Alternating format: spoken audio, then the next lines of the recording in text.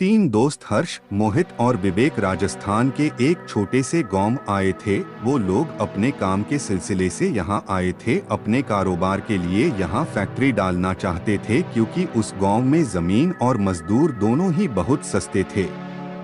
उस गांव में विवेक ने होटल सोलफुल में रुकने का इंतजाम किया था। होटल सोलफुल एक छोटा सा होटल था। कोई आलिशान पत्थर नहीं थे, उसमें 20 ईंट से बनी एक इमारत थी और नीचे खाने का बना एक वेज रेस्टोरेंट में भी टेबल और दरवाजों पर धूल लगी हुई थी, जैसे वहां का चूल्हा सालों से जला ही नहीं था। जैसे ही वो लोग होटल पहुंचे तो उन्होंने देखा कोई स्टाफ ही नहीं था। बस वॉचमैन के नाम पर एक बूढ़े से चाचा बैठे थे जो अपनी बीड़ी पी रहे थे।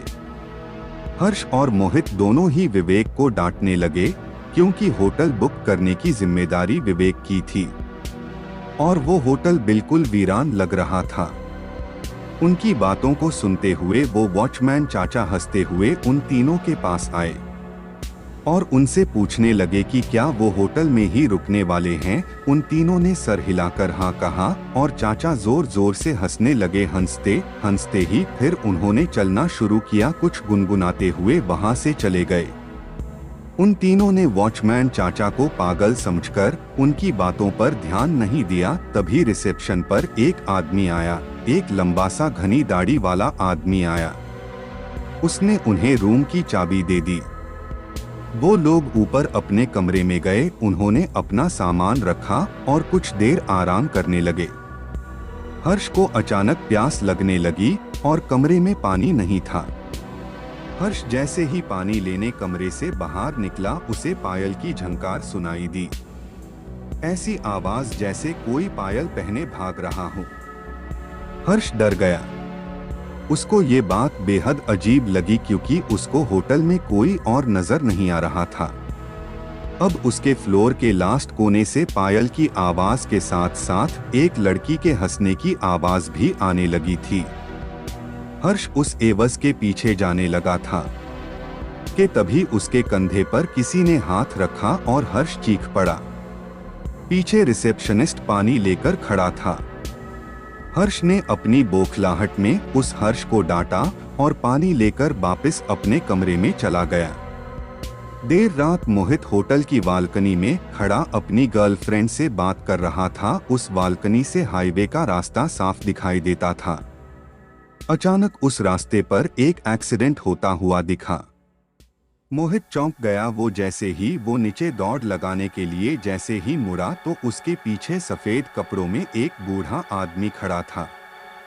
उस आदमी की लंबी सी सफेद दाढ़ी और चेहरे पर ढेर सारी झुर्रियां थी। मोहित उस आदमी को देखकर घबरा गया था क्योंकि वो आदमी सिर्फ हाईवे की तरफ देखकर मुस्कुरा रहा था। से उसने मोहित को देखा और उसने हंसना बंद कर दिया। वो आदमी जैसे ही मोहित की ओर चला, मोहित डरकर अपने कमरे में आ गया। कमरे में आकर जब मोहित ने खिड़की से जब हाईवे पर देखा तो वहां कोई एक्सीडेंट नहीं हुआ था। अगले दिन तीनों फैक्ट्री की साइड देखने निकले, लेकिन गाड़ी शुरू होकर थोड़ा आगे ही बढ़ी थी तभी बंद हो गई। साइड पर जाने के लिए कोई बस या सवारी भी नहीं थी। तो उन तीनों ने रिसेप्शनिस्ट को कॉल करके पूछा तो उसके कहने पर एक मैकेनिक को बुलाया। 3 घंटे बाद जब मैकेनिक आया तो उसने गाड़ी को थोड़ी देर तक देखने के बाद की गाड़ी को वर्कशॉप पर ले जाना पड़ेगा। वो तीनों मैकेनिक के साथ ही उसकी गाड़ी में चले गए और साइड पर उतर गए। साइड देखते देखते शाम हो गई थी। उनको मैकेनिक का कॉल आया कि उनकी गाड़ी पूरी तरह से बिगड़ चुकी है और वो कब तक बनेगी कहा नहीं जा सकता। अब उन्होंने वापस जाने के लिए एक ट्रक वाले से बात की और उस ट्रक वाले को होटल पर खाना खाने का लालच दिया। लेकिन जब उन्होंने उस ट्रक वाले के सामने होटल सोलफुल का नाम लिया तब वो ट्रक वाला बेहद घबरा गया। उस ट्रक वाले ने उन्हें बताया कि उस होटल में भूतों का बसेरा है। उसने कहा कि होटल सोलफुल एक कब्रिस्तान के ऊपर बनाया गया था। एक नहीं बल्कि 100 से भी ज्यादा भूत वहां रहते हैं और इसलिए वहां कोई भी नहीं जाता। हर्ष और मोहित के साथ हुए हादसों ने उन्हें सोचने पर मजबूर तो किया, पर विवेक भूत प्रेत ऐसी चीजों में नहीं मानता था। उसने ये बात रफा दफा कर दी और ट्रक ड्राइवर से कहा कि वो उन्हें होटल से थोड़ा दूर ही उतार दे। बहुत मनाने के बाद वो ट्रक वाला मान गया और वो तीनों जैसे तैसे होटल पहुंचे। देर रात हो चुकी थी और तीनों कमरे में आराम कर रहे थे। विवेक भी लेटे-लेटे अपने फोन से खींची फोटो देख रहा था, लेकिन अचानक वो उठकर बैठ गया। ऐसा लग रहा था जैसे उसके होश ही उड़ गए हों। उनकी तस्वीरों में उनके ही कमरे में बहुत सारे बच्चे दिखाई दे रहे थे। वो बच्चे शायद उस होटल में बसे भूत ही थे। विवेक का पूरा शरीर ठंडा पड़ गया। उसने हर्ष और मोहित को जब फोटोज के बारे में बताया तो वो तीनों बहुत घबरा गए। वो उस होटल के रिसेप्शनिस्ट को ढूंढते हुए नीचे आए, लेकिन उस आदमी का नामो निशान ही नहीं था। वहां उन्हें वो बूढ़े चाचा बैठे हुए मिले। उन्होंने ये सब उस बूढ़े चाचा को बताया तो उस बूढ़े चाचा ने हंसते हुए कहा कि जब वो होटल के अंदर आए थे तो 4 आत्माएं तो उनकी गाड़ी के ऊपर बैठी हुई थी। उन्होंने बताया कि होटल सोलफुल में पिछले 20 साल से भूतों का बसेरा है। जब से होटल बना था तब से यहाँ के भूत होटल में आने वाले को जिंदा वापस जाने नहीं देते। किसी के एक्सीडेंट करा देते हैं तो किसी को आत्महत्या करने पर मजबूर कर देते हैं।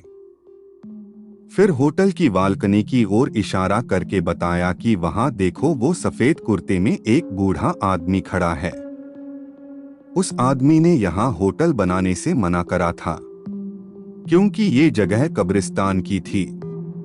लेकिन कुछ महीनों बाद होटल के सामने वाली रोड पर एक्सीडेंट से उस आदमी की मौत हो गई थी और आखिर में उसने बताया कि उनकी गाड़ी ठीक नहीं होने वाली।